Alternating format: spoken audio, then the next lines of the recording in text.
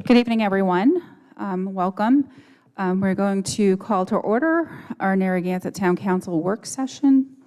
Today is Monday, August 5th, 2024. The time is 5:30 p.m. And today is a work session with Foth Infrastructure and Environment, LLC, to review and discuss alternatives for the Narrow River dredging project. I'm going to turn it over to our town manager to just give some information on this. Yes, good evening, council and members of the public who are here today, and those of you at home watching this. This evening's presentation through the work session will be made by Foth Engineering, who has been engaged by the town for approximately 2 years. And we know that this has been under discussion for many years, off and on, as Mother Nature takes its course at the mouth of the river. They are prepared to make a presentation to the council this evening with the public present to discuss 3 potential options for the dredging of Narrow River. These are not completely written, in gold. They're subject to change. And after tonight's presentation, I am sure there will be some questions from the council and some questions from the public where we'd have to go back and forth with the engineering firm to address whether it be suggested changes or just questions about the whole operations. They've also provided some costs for the options, which they will be discussing this evening. The town is exploring a public-private partnership with some people in the community. There are some issues we have to work out legally and environmentally with the state agencies and with the attorneys. So again, pretty much everything's on the table, but they've prepared a comprehensive report with the 3 options at this juncture that they're recommending, absent any new information. So without any further wait, I'd like to introduce Kate Cross and Mike Campagnoni from Foth Engineering, who will be making the presentation this evening. And the presentation, most of it will be them speaking, but also the PowerPoint will be up on the screen. Thank you.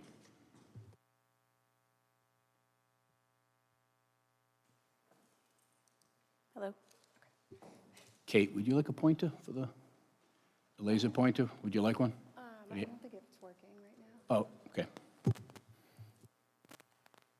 All right. Thank you all for coming. As stated, we are Foth. My name is Caitlin Cross. I'm the project manager on Foth's side. And just, sorry. You can go to the next slide. I'm Caitlin Cross from Foth. I'm the project manager on Foth's side, and this is generally our project team makeup. So kick it off with some introductions first. Mike Campagnoni, I'm the technical lead. I'm Scott Skrinick. I'm the market leader for Ports and Harbors. Ethan Bowie, the project engineer. So to start, who are we? As Foth, we're a full-service engineering firm with over 700 members and 29 offices throughout the U.S. Our local offices are located in Newport, Rhode Island, and Marion, Massachusetts. Foth itself is a firm with experienced engineers, scientists, and technical experts in a wide variety of disciplines such as marine infrastructure, mining, manufacturing, packaging, just to name a few. The team you see here today are all members of our Ports and Harbors group, and we're a focused waterfront engineering. Specifically, this team brings over 25 years of experience in dredge projects throughout the United States. We've also provided a QR code in case you wanted to check out our website at all. So tonight we're here to talk about the Narrow River Dredge Project. We were contracted in 2022 to provide engineering services related to the restoration of the mouth of the Narrow River for recreational use. Currently, the mouth of the Narrow River has experienced heavy sedimentation, which poses a large risk to recreational vessels, habitat, and adjacent properties and infrastructure, as you can see in this photo here. Overall, we're here because the Narrow River has gone from looking like this in 2010 to, pan through a few of them.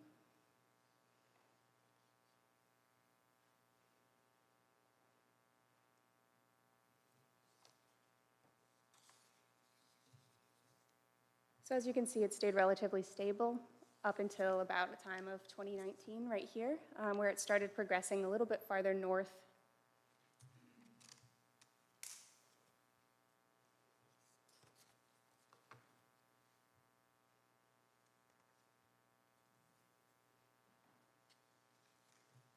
And this is where we are today. So you can see that accretion has worked its way all the way up and is getting really close to the other side of the river. So overall, that's the issue of why we were contracted to do this work. To date, we've performed services such as field investigation, preliminary development of alternatives analysis. We performed sediment sampling and analysis on the material from the Narrow River, and gained approval for use as beach nourishment on the town beach. We performed supplementary investigations such as topographic surveys of the town beach, and now we've developed a set of more detailed alternatives analysis with placement.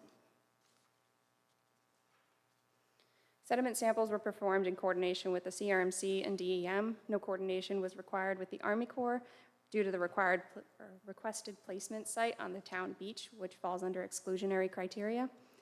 We collected samples from the Narrow River in October of 2023, and this was presented to the council in September of 2024. Results of the sediment sampling analysis show that the material was suitable for beach placement and approved by the DEM and CRMC.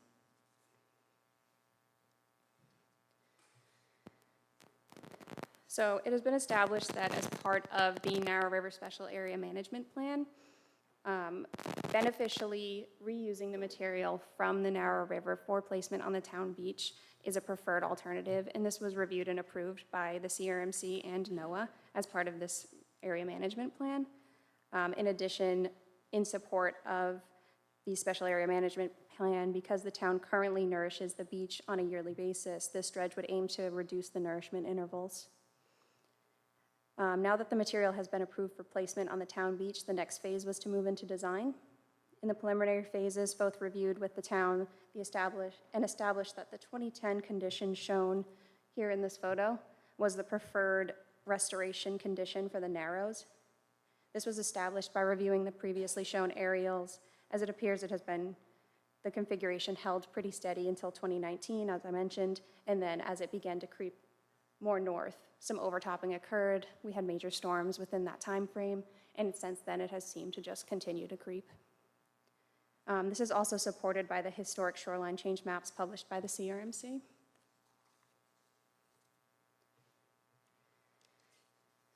When discussing placement of material on a beach, generally there are three different phrases that we use when talking about that.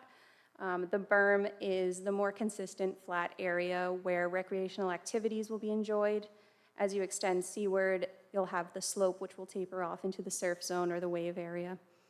Lastly, the design may include the implementation of dunes, which are often located most landward of, and protects the beach against storm damage and provides habitat.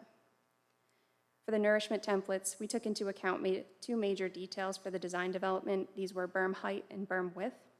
In order to determine the proposed berm height, we reviewed the global and regional sea level rise scenarios for the United States published by NOAA, as well as topographic survey information available by URI, as well as collected by FOATH.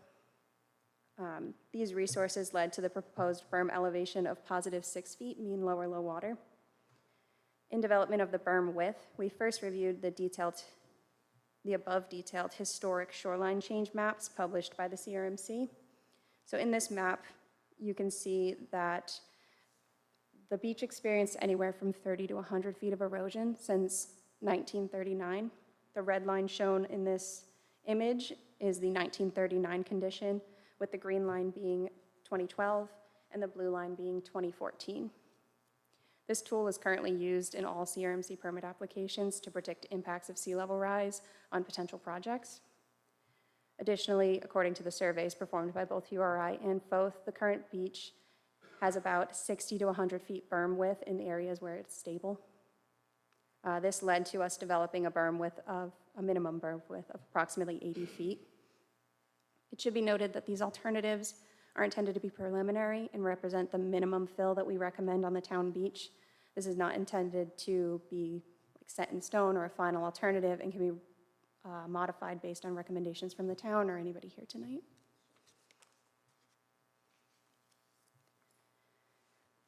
So Foth developed 3 dredge alternatives for the narrow river with 2 corresponding beach nourishment alternatives. For the dredge alternatives, we started with an entrance channel, which is required of all 3 alternatives. This is required to be able to get equipment in and out safely. It's really just a construction use. And this produces about 9,500 cubic yards of material, and it's included within each alternative that you'll see following. All of the alternatives following are intended to be dredged to -4 feet mean lower low water, plus a 1 foot allowable overdredge. Alternative 1 consists of the dredging of the overwashed area along the spit to restore it to the 2010 conditions, as well as remove some additional sediment that has accreted over time. This will produce approximately 78,000 cubic yards of material. Alternative 2 consists of dredging the lower channel of the Narrow River as well as an upper northern channel, which has naturally formed over the past few years. This alternative both restores the Narrows to the 2010 condition while taking advantage of some of the existing deeper water. This will produce approximately 68,400 cubic yards of material. Alternative 3 is the least amount of dredging and consists of just the lower channel for the Narrow River and will produce 54,200 cubic yards of material.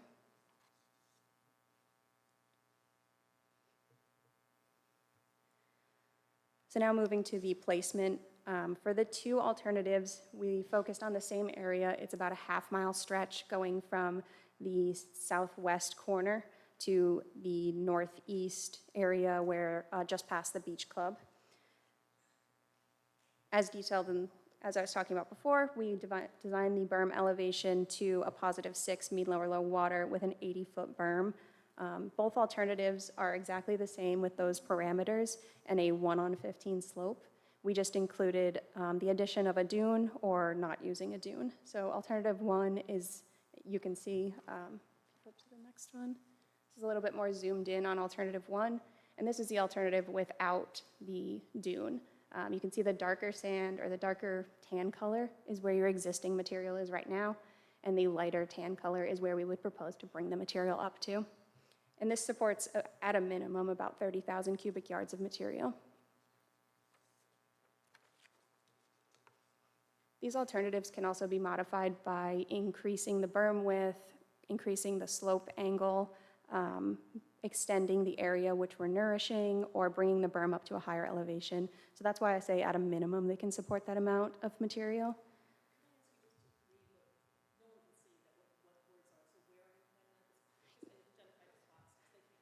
Sorry, the yellow area that you can see highlighted, it's about a half-mile stretch. So it's the Narragansett Town Beach. Can you just read what you wrote there? Because it'd be great for people to understand where you're exactly talking about replenishing.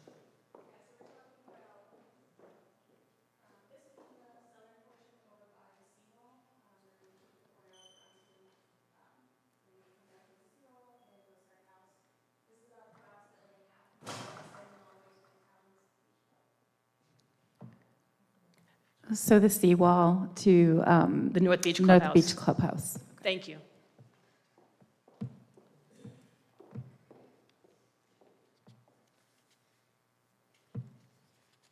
So this is alternative 2. As I said, it's the same as alternative 1. However, it includes the addition of a dune. This is the same graphic, just zoomed in a little bit more. You can see how the dune pushes the beach out a little bit more, gives you a little bit more space, so it can provide a little bit more capacity at a minimum of 60,000 cubic yards.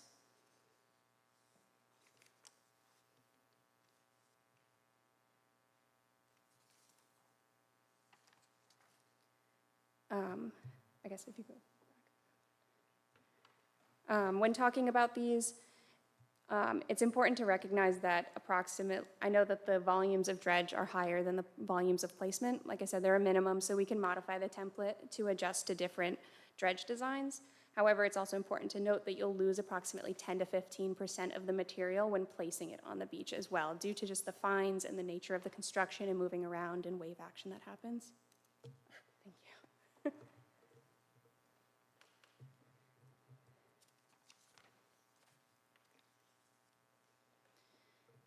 Okay, so lastly, where do we go from here? Our next steps include the selection of a dredge alternative and nourishment to go along with it to begin the permitting process.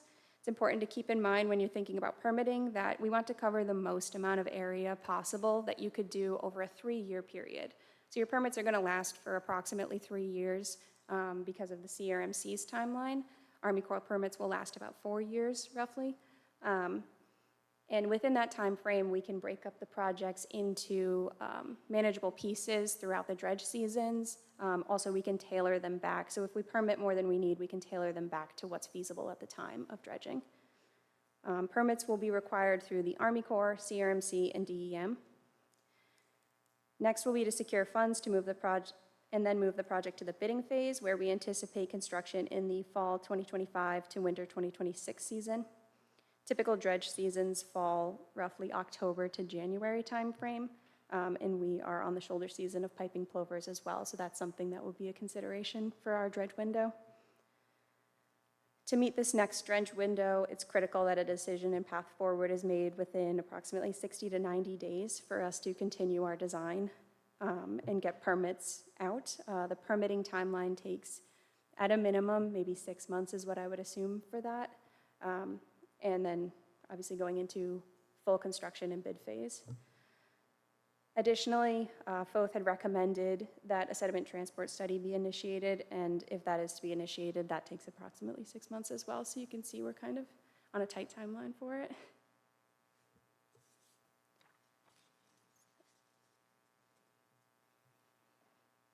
Any questions? Thank you for that presentation.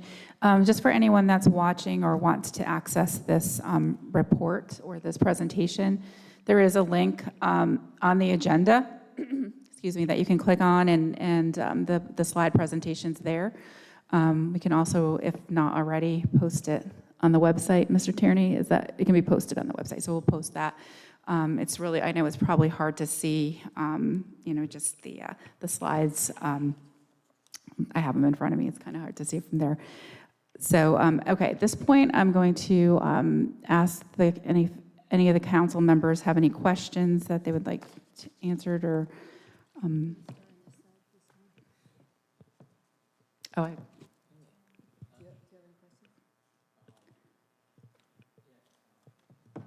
Yes, I do. Yeah, Councilor, I go left, right, sorry. Yeah, it's a little more detailed than what we looked at last time, so thank you. And I know there's a lot of variables involved with it. The costs, the total low and the total high vary a lot. Is that, why so much of a variation? I mean, is it, how come it, not being in the business of dredging? I mean, Yeah, so which one might give the biggest bang for the buck from a low end or to the high end? it's tough to predict where the industry is going to be. There's a lot of things that change it. It's availability of dredge projects. It's what's going on in the Bay right now or in other areas. It's not just local to Rhode Island. It's also things like gas prices or if other projects show up that need that type of equipment. All of those things can change the price. So we tend to give a high and a low because it's really hard to predict. It's not like steel where you can just estimate the cost and put 5% on it for inflation. And those numbers represent real numbers from other projects that were similar to what you guys have. Right. And then the timeline, would this, once it, say, we picked an alternative or the town picked whatever alternative it's looking for along with the other stakeholders, how long would the project be? Would the dredge go 24, all day? Not 24/7, but, would Yeah. it stay there till it completed its job, or would it have to leave in and out? Yeah. Yeah. I can get this one, Kate. It's not gonna take as long as you think once they get started, This is one of those things that the prep takes longer than the cook, right? Mm-hmm. So once they show up, they're not gonna wanna leave. And smaller contractors will work 12s because they run one shift. A bigger contractor might show up and try to do it in 24 hours. But I would say you're probably looking at more like a 12-hour shift, small hydraulic dredge kind of situation. And they can pump somewhere in the neighborhood of you know, somewhere 1,000 to 2,000 yards a day, that kind of situation for a small hydraulic dredge. Okay. So we ran this past a few contractors too. Ideally, they like to work 24 hours, 7 days a week. Typically, it's permits or town restrictions that would make them not do so. Stuff like that can drive your project cost up if you don't allow them to work 24 hours because it just reduces their production rate. So what they're looking at is how many cubic yards can I dredge in a day? And that's how their price is established. So the more you limit them on those cubic yards, the higher the price goes. Okay, one other question, this is maybe to bring the town involved too. I mean, now, the funding sources, Jim, I know, you know, this board is South Kingston also, so there are many stakeholders involved in it. And, you know, I would assume whatever method is used, 1, 2, or 3 alternative, that we can look for other funding sources than just the town of Narragansett. We may be the most beneficial because the sand will be going on the beach, but I'm not sure if we could involve the Dunes Club. You know, it's going to benefit quite a few other people besides just this town. So Thanks, I yeah. guess that's something for the, you know. It is. So down the road. I know Representative Carol Hagan-McEntee is working with the federal delegation. Representative McEntee, would you like to come explain what you've been working on? And I know that you were touring last week, so I'll have you come up. Yep. Thank you. Carol Hagan-McEntee, Representative District 33, Narragansett and South Kingstown. Yes, I've had Senator Whitehouse out on the pontoon boat with Tony Colombo, and Jerry Boner was nice enough to take us out there. We also had Jim Vogel from Narrow River Preservation. And what my purpose of doing this was just to, you know, look at this, see it with your own eyes. And because seeing it is different than looking at these pictures. Because when you get out there, it's a huge peninsula. If you're driving a boat or riding on a boat, you can see how very difficult it is to navigate, to get in and out of there. And my understanding is people who don't know where they're going are ending up on the sandbars. We didn't see that day, but there you could see this. It's like trying to find a needle in the haystack, the way you have to maneuver to go out there. So what I wanted the senator to see, and I have also spoken with Jack Reed and Seth Magaziner, is we need to do this. This, you know, Narragansett has a problem. If we're going to do this, we need financial help from the feds. And so that's, I believe the town manager put in a request recently for a budget item regarding this. And then I know there's been conversations with the Dunes Club of them also putting some skin in the game, so to speak. So hopefully with everything together, we can get somewhere with the money situation. Now, obviously, we don't know what it's going to cost till you do RFPs and you find out how much you decide to do with the 3 different options. And then the RFP will determine exactly how much the contract will cost. And then we keep looking for money. That's been my position on this. If we're going to do it, I got to find, you know, I'm more than happy to help find some money because that's what we need. And they were able to get money for Charlestown to dredge that breachway and put the sand back on the beach. Now, we have been told year after year, I mean, this issue has been going on since I started 9 years ago. Most of my constituents are very concerned about it. The way it looks right now, any of you get a chance to go out there, I'm sure you all have, but it's really different. And I don't know, I see it as, it's way worse than it was last year and the year before. So whatever I can do to help, Yeah, I'm thank you for here, your efforts. and money is what I've been trying to work on. Yeah, and just so for anyone listening, I know there's no prices here, but the 3 options, I mean, there's a range, but the lowest one is $2.598 million, and the higher end of the other option, one of the options is $7.195 million, like 7.2. So it is it is a costly effort to do this. So I just wanted to point that out, I but will thank say you. that the Army Corps did help out Charlestown, and one of the things that they said to us in the past is that we are not a port of commerce, so they don't get involved, but I think some of that's changing now because they did get involved with dredging, is it Ninigret Pond, I think it is, out there by the Breachway? So, the Quanquatuck, is that it? Yeah. Okay. Okay, thank you. Thanks. All right. Counselor Kopek? I want to make sure that I'm clear on what the three alternatives are, and I thought I heard you, I didn't really understand the third alternative, I guess.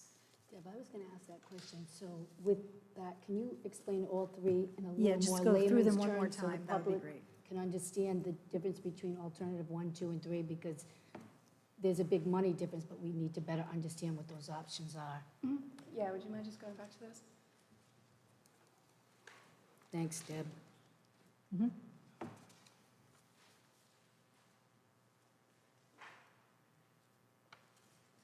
Okay, so this is alternative.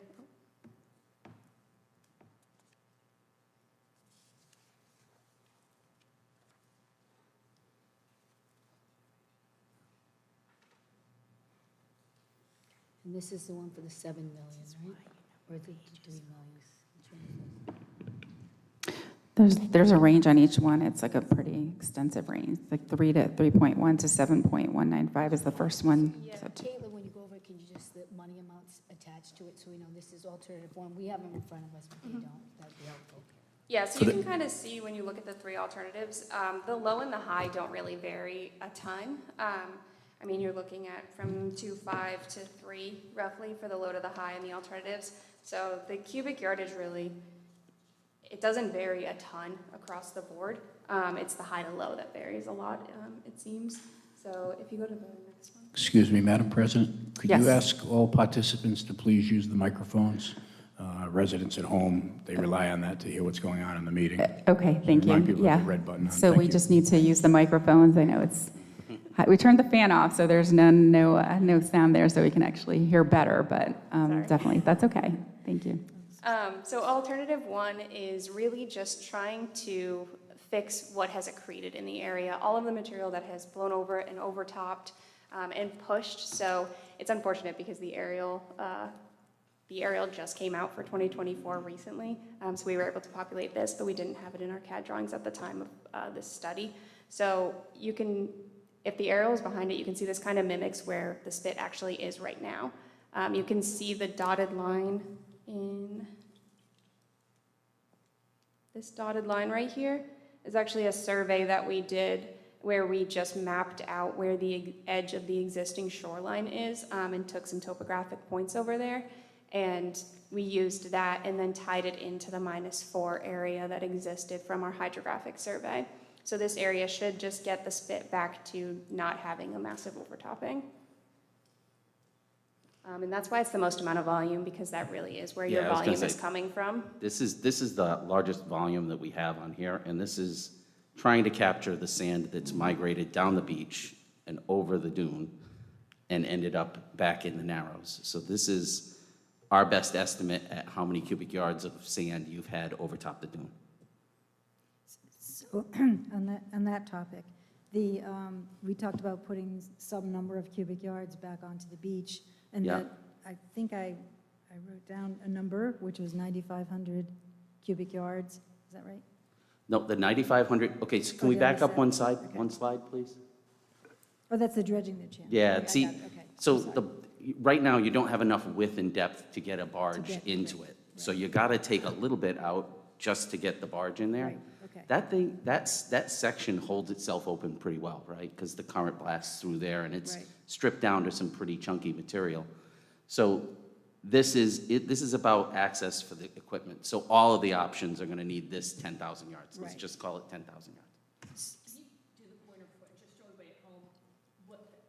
Showing is that the channel entrance that needs to be established for every single one of these. So that's Yes. what that is, establishing a way to get the Yeah. tools in. Yep. And you'll see exactly. it's included in all of them. So it's broken out in the volume, so you can see that it is part of that total volume that we're giving you. So going back to the volume going on the beach, do we have an estimate of how much sand would we be putting on the beach? I mean, would we be, we have, I think, 54,000, 68,000, 78,000. Would we need 78,000 cubic feet on the beach immediately? If No, we took that? what I would say is that the big price drivers for dredging projects are mobilization, which is just going to be a number, and that number tends to be about $1 million right now. That's just kind of a nice round number for everybody. Okay, Once you've spent that money and you have a budget, you can kind of back into the number of yards that you're looking to get based on what it's cost, right? Because we can do this as bid alternates so that you can, and to Kate's point earlier, the trick is to permit as much as you think you might have access to get rid, to place, and you might have money to dredge. So you permit that whole thing. And then as the cards fall into place, as you get closer and closer to bidding date, that's when you start to adjust the numbers so that the number of cubic yards you have money to remove, you build the beach to fit that many cubic yards. So this is a dredging job with placement on the beach. It's not really a beach nourishment job with dredging in the Narrows, right? but So- that, I'm sorry, go ahead. So we're focusing on cleaning the Narrows, Right. and we know we have a place to put it on Narragansett Beach, based on how wide we make it. Yeah, so to answer your question, right now, the alternatives that we presented for the 2 beach nourishment options, they start at a minimum of 30,000 cubic yards and a minimum of 60,000 cubic yards if you were to use the dune. However, doing things like widening the berm, making a more gradual slope, raising the berm elevation, all of those add extra volume. And then if we were to extend it farther down and nourish more of the beach, all of that is extra volume. So we can get to the 78,000 easily with the amount of beach that you guys have. So just so I'm clear, I mean, we have two objectives here. One is to dredge the river, and the other is to use the sand. Yep. And so, my concern is that they won't match, so that's one issue. The other issue I'm really interested in is, I do have a lot of concern about dunes. I mean, we need to ensure that we have dunes in order to maintain the fact that we have a road right on the other side of this beach. It's already been, flooded over and over again. And so I know you said for the second alternative, there was the opportunity to expand the dunes. I wasn't sure if one of the others also included that. So any of the dredge alternatives can include the dune. They're kind of like mix and match, like choose your own adventure kind of thing. Okay, good to, that's very good to know. So it's either a dune or no dune. We would highly recommend a dune because it does provides Absolutely. habitat, which is great for permitting, and it provides you with a little bit of help for your Security, seawall. yeah. Well, There's a little bit of that's a additional problem. cost associated with the dune, because you probably really want to plant it after you put it up, Right. to make sure Which we that, just did. so you know. Yeah, yeah. But, it's imperative. We have Yeah. no choice, I think. So that's something that we just absolutely can't not do. The other question that I have that we didn't really discuss, and it's maybe a little too soon, but, once we do the dredging, this game isn't over. We will have to, have a plan for future dredging, a time frame, make the right choices so that we don't get ourselves right back into this same situation. That's correct, right? Okay, so I just wanted to make sure that was true. I had this might be a weird question too, but you talked about increasing the berm width. The width is from, like the wall to the sea, right? Yes. So, there's a limit to how much you can widen it, right? Yes. Otherwise, you just end up throwing sand in the water. So I just wanted to make sure I understood that. So that would have to be kind of figured out if we did do that. And the last thing was, can you just, I promise this is my last one. The relationship between DEM, CRMC, and the Army Corps of Engineers is, I know who all they are, but I hadn't really thought about the Army Corps of Engineers. So could you just address that one a little bit? What part do they play? Yeah, so they all have different permitting processes. DEM, you'll go for a water quality certificate that has to deal with turbidity during the dredge events. CRMC manages the shoreline, so of course this falls within their jurisdiction. The Army Corps manages events within the waters of the US, which are below the annual or the high water mark, the high tide line. Below the high tide line. So any dredging and disposal, however, if we were to dispose of this material above the annual high tide line, it would just be a dredge permit through the Army Corps, which is the preferred path. Okay, thank you so much. Councilor Cecilia Bonanno. So, hi again, Caitlin. Again, you don't recommend, there are three options. I understand the first one. Is there a recommendation from you guys, 1, 2, or 3, or no? Or did there I just would present- move as, I think that it's, because the mobilization fee is so expensive, you want to take advantage of every cubic yard you can when you pay for them to show up with all their equipment. And I think that that's where you can start to look at the overall unit price, and you can start to chop that down, because if the biggest single fee in a dredging project is mobilization, then the more cubic yards you get, you've sprinkled that over more cubic yards. So if a 10,000 cubic yard dredge job still has $1 million worth of mobilization, but you could have done 70,000 yards, it feels better to do 70,000 yards after spending $1 million to get the equipment on site. So that would be option. I think it's 1. Yeah, so it really varies. I mean, you could do a combination of them, you could do just one of them. Best bang for your buck one. Okay, and then once the project is done, not so much the timeline of work, when would it have to be revisited after we, cleaned up? I mean, I've been, as Carol McEntee said, been on my boat and had to stand outside because it was, knee-high. And Yep. so we have to continue that. So once we decide which plan we want, and obviously I'm supportive of it starting today. Yep. So when would we have to then? This is where we continue to advocate for a sediment transport study, which will tell you How how often? often, because at the moment, it's anecdotally assumed that where the material's coming from is up the beach, north, it gets to the spit. We had some events that were substantial enough to overtop the spit, and once that dune got overtopped, it ended up in the water behind it. That's low now, so you don't need as big an event, so it kind of compounded itself and got itself a little out of whack relative to what it normally wanted to do. A sediment transport model would give you those rates and tell you how quickly to expect a grain of sand that gets dropped over here, how long can you expect it to end up Until up it there? comes back. Okay. Thank you for that. And I had a question for the manager. Jim, did you receive any correspondence today from Jack Reed's office? I received no written correspondence from the Senator's office. Today, okay. And then, again, on the funding piece, these are not hard numbers, because if we do some hybrid, or if we pick one and we want to add a piece to that, then we can. Okay. Yep. That's all I have for now. I just want to be on the record for saying this needs to happen as soon as possible.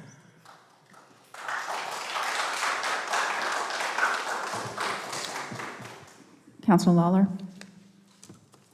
So the sediment transportation study, how long would that take and how much would that cost? Because it seems like that's a key part of the plan that we want to put forward. Yeah, from initiation, you're looking at 6 months? Yeah, a minimum of 6 months, just because they want to collect some data over a period of time.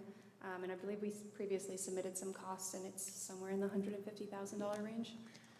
Because if we don't do that, would that potentially not have the desired results of this? Where it impacts your ability to plan looking forward, right? That's where it really does. And they might come back with some alternatives that say, based on this model, this is a place where you should put sand, or that based on this model, this is a pinch point, or this is a situation that might be helpful.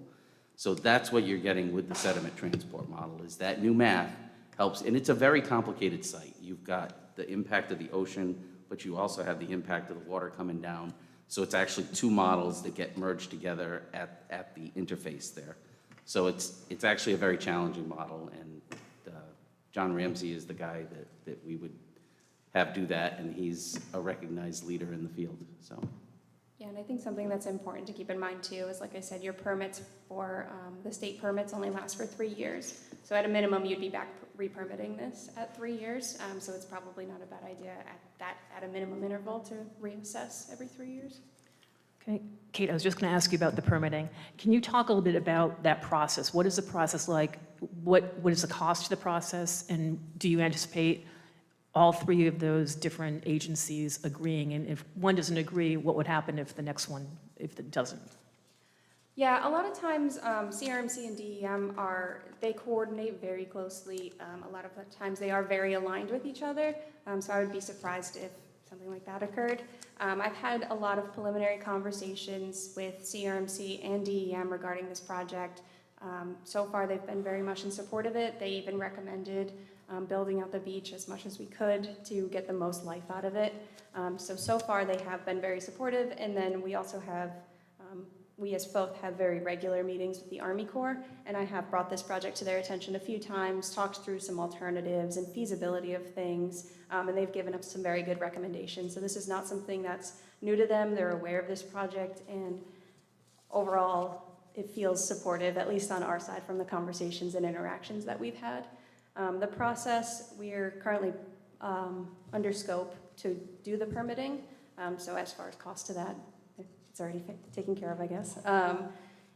The process would be we would develop permit applications, submit them to the agencies, and then coordinate with them over the time while they're reviewing them. Army Corps has indicated that to review something like this, it would take them about 6 months. That's approximate. You could probably put a little bit of fluff on that. And they're typically one of the longer review times as far as the agencies. CRMC will have either a 15 or 30-day review period for public comment, and similarly, Army Corps will do the same. And they're usually pretty quick with their turnaround. Okay, thank you. One last question. I don't know if you've had a chance to review Taylor Engineering just conducted a carrying capacity study, and they too spoke about the berm and the dunes. But they had very specific suggestions as where to place the dunes. Do you have any suggestions? Yeah, so we did read their study, watched the council presentation where they presented it. It's a very great study. A lot of their findings seemed to be very supportive of the work that we're doing here, so that was great to hear. I think as far as the recommendations, we haven't moved forward into that portion of the design yet, so we would along the way. However, right now I think we're just trying to understand whether or not that's something the town would even like to see before we move too far into it and waste anybody's time or money. Okay, thank you. Thanks. Okay, so a lot of my questions were answered already, so thank you. I do have a question. So what do you say to those who say, let Mother Nature do her job? And has Mother Nature lost this battle, in your opinion? Yeah, so I think given the aerials and the shoreline change maps and just the data that we've seen along the way, you can see that this was very consistent for a very long time. It's really that major storms came, it got overtopped, and it's now just progressed to a point where it's just kind of running. You can almost see the same thing on the beach. The beach holds very steady until it gets to a minimum width, and then it just goes, unfortunately, because it can't support itself with its own replenishment. So I wouldn't say that this is we've lost to Mother Nature. I think with a little bit of correction, it can come back. I think with that, something that would be a recommendation of ours as well is doing a little bit of restoration along this spit area, because as we've said, in this area over here, as we've said that area got overtopped, and that's what caused this to continue happening. So it was clearly at a higher elevation at one point where it could sustain this wave action, and it could take on a storm and be okay. However, it's just, I mean, you can see it with the damage that's occurred to that house that's all the way along there. It's now just continuing to erode further and further in. So that would be something that we would try to couple with some of the beach nourishment as well. And I would add a little bit here too, is if you look at the way that it's closed off that section where the channel used to go on the south side, you know, you're creating a stagnation there. There's potential for some negative impacts to the environment there if that doesn't stay flushed out. That's potentially an issue. It has, from the aerial photos, it looks like that north channel is kind of taken over some of the capacity to keep it flushing out. But to really know, you'd have to do a title study to compare it to what, I believe URI had done a title study in there, to see if that title range changes, because that's really what you don't want to happen. You don't want less salt water to get in there. That's when you have Phragmites intrusion, and salt marshes don't like that. And so I would say it's important to do this, and that you will see changes if you don't get it back to some place where it was before. Thank you. Yeah, of course. I was just thinking about storms. And so I mean, we've had very impactful storms over the course of several years now, and Yes. I don't think that's going to, you know, decrease in, you know, maybe we'll get one good year, who knows? But, I mean, that is going to have a really huge impact, I think, on how frequently we do what we have to do to maintain Yeah. the channel. So that's another cost, and it's another thought. So It is. we have to add that into all of the, you And know. there's no one that can sit here and tell you that if you do this, a storm won't come Right, over and top that, undo it. the spit again and put it back there. But, you know, what you can do is you can develop a program and plan for it. It might hurt, but that's something that you could do. I mean, I think we'd have to at least come up with a plan. Well, that would make sense if we did. Well, that. you know, once Narragansett Beach is 80 or 100 feet wider, everyone will get used to the space. And Right. that'll become the new normal. And when it disappears, then instead of us sitting here talking about the Narrows clogging up, it'll be talking about why is there no beach left? Right. And then, you know, that's the kind of discussions. But that by you'll not see doing around. this, you could almost assure that that's what would happen, so I Yeah. think that's the other point, so. Okay, Yeah, thank you. this is very Yeah. common of a lot of those like coastal towns and things like that. You see this in a lot of communities where they have routine dredge programs. It's considered maintenance dredging at that point. The permitting gets a little bit easier because you're maintenance dredging, you have a known footprint and a known placement location. So it all just gets a little easier over time. Of course. Okay. Counselor for Randy. Thank you. I have one more question on the sediment transport. So by the way you explained it, the first one, that has to be done. That's just to open up a channel Yep, to get that's started. access. So that's really not alternative one, that's a pre-one that needs to get done.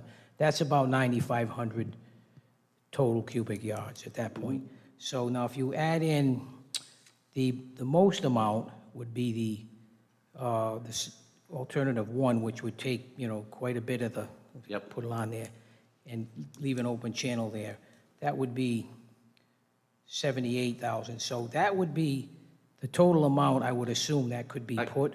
I believe that 9,500 is included in the 78. Yes, yeah. That, it's on the table, that's a Okay, cumulative right, number. so we're looking at 78,000 cubic. So could all of that fit on the beach now? In other words, I know you're talking about a Yeah, sediment I- transport model, I but think what, you'd probably why- have to get a little, it would be a lot of yards, and you'd be looking to put some of it in a dune. If you were constricted by the town line at the north end of the beach.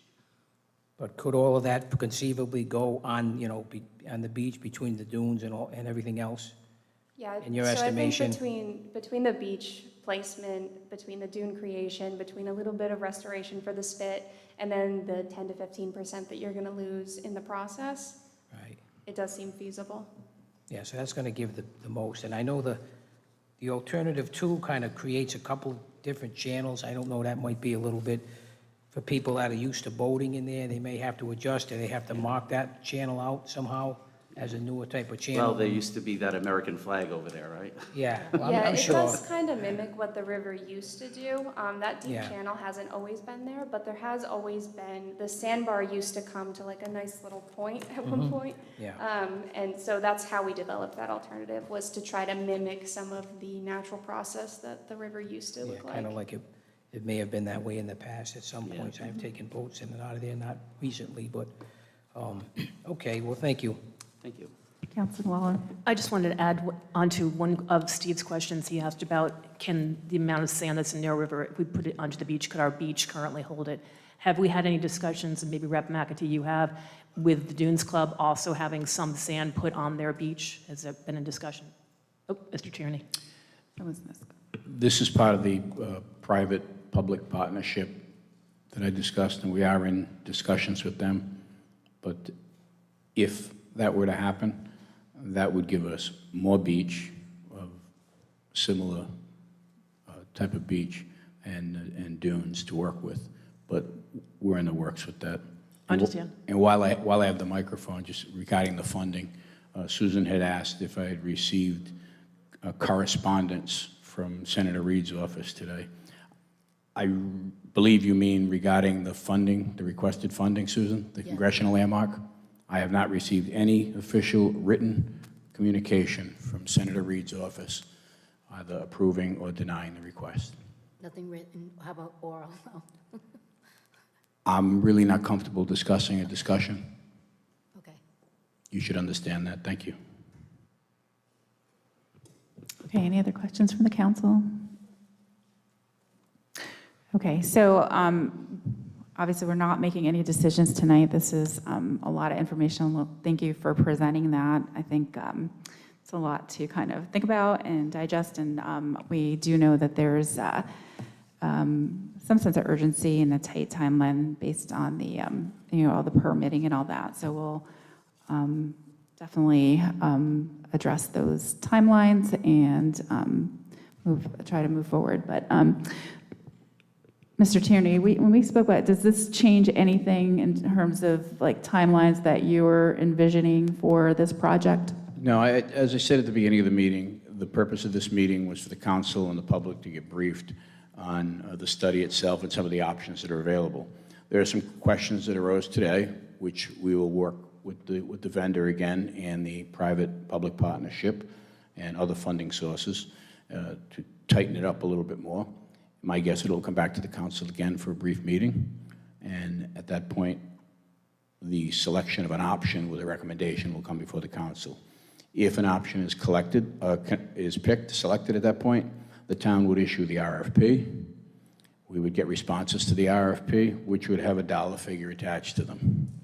From there, my recommendation is that it goes before the town council for approval or denial. It's up to the council, contingent upon available funding. At the time the RFP is issued and the number comes back, and that comes the hardcore press right there to continue to work with the private-public partnerships, the town of South Kingstown, the federal government, and the state government, because we'll have an actual number and we'll have a much better timeline with the permitting. Mr. Tierney, one question on that. You mentioned in your introduction that you're also having legal eyes looking on this. Would that also include, this is our largest and our best asset that the town has, the town beach, any type of legality that would, by taking any of the money, be it federal, Army Corps engineers, what that would mean to the town?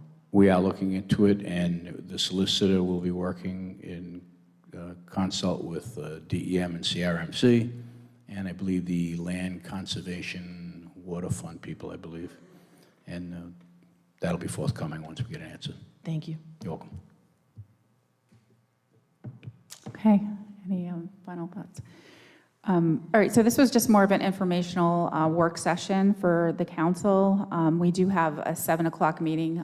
Usually I try to finish earlier so we can set up, and we have to set up, tear down the tables and all that. But if anyone out there has any comments or wants to come up to speak, I'll open it up for a couple people. If not, we can just close the work session. Please state your name and address. Michael Rao, 56 South River Drive, Narragansett. Can I just, one question, I'm not sure why all of the alternatives, number one, I'm entirely for this, so please, this is as close as we've come in 40 years to doing this. But the real constriction goes all the way back to the pile of rocks on both sides of the river. Yep. So the constriction starts right in here. So going back, I think it was Councilwoman Kopech who said there's sort of two goals of this process. The first one being the navigation of the river. So I'm just curious why the alternatives kind of stop here. This one stops here, obviously. The one that had 2 channels stops over here. It really, I'd love to see somebody continue it back to the pile of rocks back here, because the biggest constriction today is right at this spot. So it would be great if there was an alternative that came all the way back to the two piles of rocks on either side there. Thank you. Thank you. Mr. Colombo?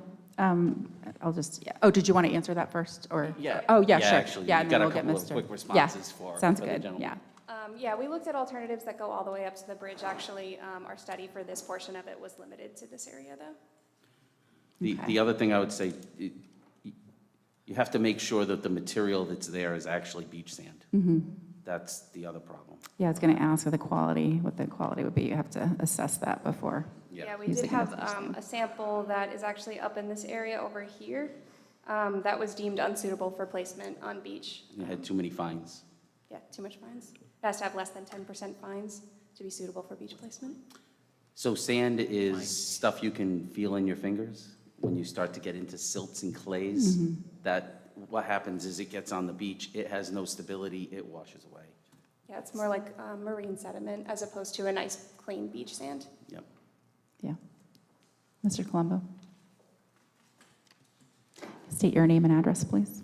Good evening, Tony Colombo, Metatuxet Improvement Association, but been involved in this river since 1989, when we and you, as a town council, way before you, 3 different town councils fought for the no wake zone with us on the river, and we won. That helped us out tremendously. You, as a council, hold the key.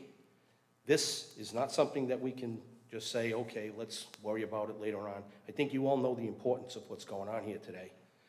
They came up with a tremendous plan. A lot of time involved. You all know that I've been involved with it for quite a long time. The fact is that the more time that we waste, the more that's going to happen to that river. It's one of very few that does what it does, fresh water to brackish to salt. We're going to lose the environment, okay, which is, as you all know, Senator Reid and Senator Whitehouse were explicit about the whole environment thing. With the damage that had occurred, I had a whole speech prepared, but forget it. It doesn't necessarily have to happen. What happens is when the beach got destroyed, let's remember what happened. We had Hurricane Bob, we had Superstorm Sandy, and then we got whacked with 2 major storms that whoever thought was going to happen, happened. I mean, just look at the Dunes Club. They're ruined. They're ruined. The house is gone. The dunes that extended, I don't know, I was a kid, you could never see the other side. It's gone. It's all in that river. People are going to speak about this today. Carol mentioned it. You can't drive down that river without hitting something, okay? There are guys here that are more experienced than you can possibly imagine, and they'll tell you straight out, it's too dangerous. We have to wait at high tide. What's going to happen next? All these houses, how about all the houses that have been built up on Narrow River in the $1 million range? They're going to get upset because now they're not going to be able to use that wonderful river. The whole project should be, again, it's in your hands. Thank God we got this forum to go and answer all the questions. But when we do this, let's not forget the main goal, okay? The main goal is, obviously, we want to replenish the beach, okay? We want our beach back. We also want our beach back, okay? As a boater, we want our beach back at the north end, okay, of the beach. We never used to interfere with the people at the town beach. We walked around. They walked around. It was a nice thing to see. Now, it's all connected. So what have you done? We've lost all those hundreds of thousands of yards, and it is hundreds of thousands of yards. These gentlemen are being real nice. That needs to go back. We should have it go back. And again, I can't stress this enough. You are the key. This council, you got it. It's your decision, and we need it. We really do need it. We need it to go back to the beach, obviously, and we need to save the environment down at the end, okay? Because, you know, whatever plan is developed, and they're all good plans, okay? In order to get this process started, remember, we will lose upwards of 500,000 or $1 million just to get started. So we have to take that into consideration. That's gonna be coming off the top. What do we do for the rest of the money? And that's where Carol comes in and the senators come in and, look, they got the money. Let's get the money. Thanks, Bring it Tony. back to the town. Thank you. Thank you. All right, for the sake of time, well, thank you, everybody, for coming out tonight. If anyone, we do have a meeting at 7. There's an open forum public comment section of the meeting. If anyone would like to stick around, if anyone has any thoughts on this, you can speak at that time. But for now, again, thank you to Foth Engineering. Thank you for everyone for coming out. Thank you for everyone for advocating. At this time, we